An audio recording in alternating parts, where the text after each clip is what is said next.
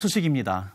최근 영국 타임즈는 영국 교회가 부흥하고 있다는 보도를 내놓았습니다. 유럽 교회 쇠퇴에 대한 이야기를 많이 들었던 터라 이 소식은 반가운 이야기임에 틀림없는데요. 그러나 영국의 주류 교회는 이러한 부흥의 분위기를 인정하지 않는 것 같습니다. 영국 현지 연결해서 관련 내용 자세히 알아보겠습니다. 백승준 선교사님, 안녕하십니까? 예, 안녕하십니까. 웨일즈에 사역하고 있는 백순중 선교사입니다. 네, 반갑습니다. 그동안 유럽 교회, 특별히 영국 교회의 부흥에 대한 전망은 낙관보다는 비관이 우세했던 게 사실인데요. 영국 교회가 부흥하고 있다는 보고와 관련해서 현지에서는 어떻게 확인되고 있는지 궁금합니다. 지난 3월 말 영국 타임즈가 과거 6년 동안 영국 교회 2만 9천여 곳을 분석한 결과를 보도했습니다. 그 기사를 요약해보면 문을 닫는 교회 수와 새로 여는 교회 수가 거의 맞먹고 있는데, 이는 영국 국교회, 성교공회죠. 그리고 감리교, 연합개혁교단 등 전통적인 영국 교회들은 쇠퇴하고 있는 반면 흑인과 아시아인들을 비롯한 다양한 민족들과 또 은사주의 쪽 교단들은 반대로 부흥하고 있고, 런던 등 대도시를 중심으로 국교회 회중수도 꾸준히 늘어나고 있는 현상을 짐작할 수 있습니다. 지난 1980년 이래 약 7천 교회가 새로 개설되고 있는데, 현재는 신설되고 있는 교회 숫자가 문을 닫고 있는 교회 숫자보다 더 많고 있습니다. 네, 영국 주류 교회가 아닌 이민자들 교회에 성도들이 몰리는 이런 이유는 뭘까요?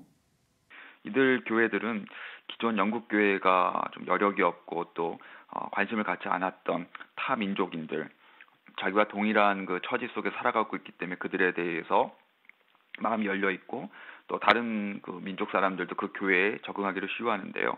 이들을 통한 전도가 활발하게 일어나고 있습니다. 특히 영국 내에 많은 무슬림들이 있는데요. 제가 살고 있는 카디프와 또 스완지 지역을 보면은 인터내셔널 교회 중심들을 통해서 무슬림들과 타 종교인들에 대한 아웃리치가 많이 진행되고 있습니다. 무슬림들의 유입으로 영국 안에 이슬람화가 되어가는 것도 사실이지만, 이러한 이주민들 교회에 의해서 영국 교회가 하지 못하고 있는 일들, 무슬림들을 전도하는 일들이 동일하게 또한 벌어지고 있습니다.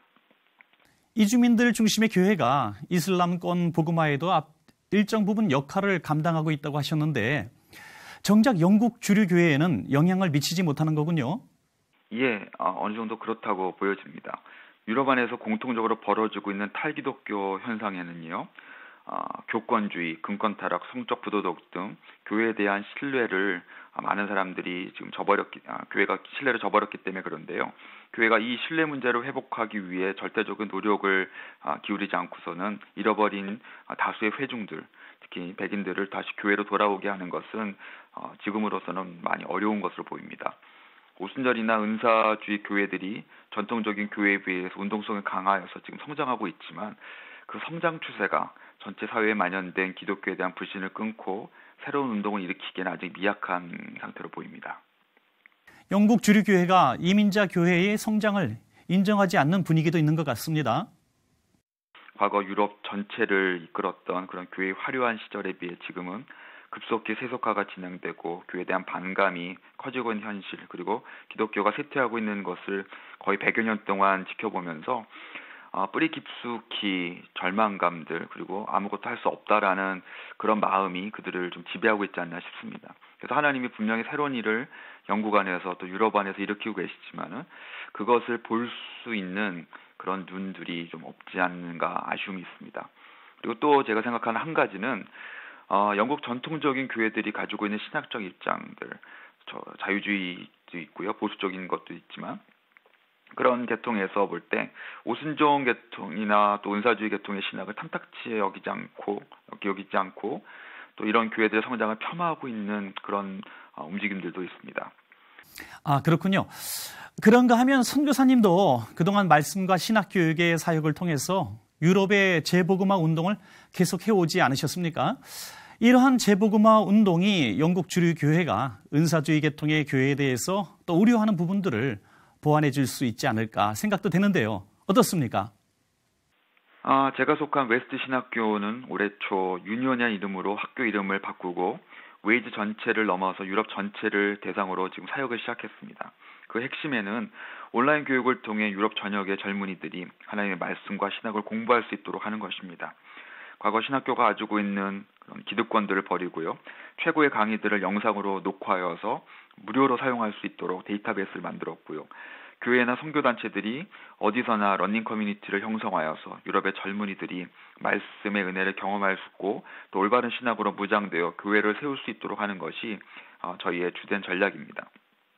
현재 10여 개국 또 15개가 넘는 곳에서 러닝 커뮤니티가 시작이 되었고요. 향후 한 10여 년 동안 이 운동을 통해 1000여 명의 학생들이 배출되어 유럽 곳곳에서 교회를 세우는 일들이 가능해질 거라고 믿습니다.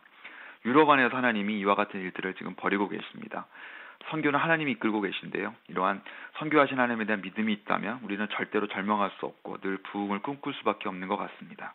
이러한 믿음과 소망을 가지고 유럽 지역을 위해 기도하시는 성도님들이 많이 계시기를 소망해 봅니다.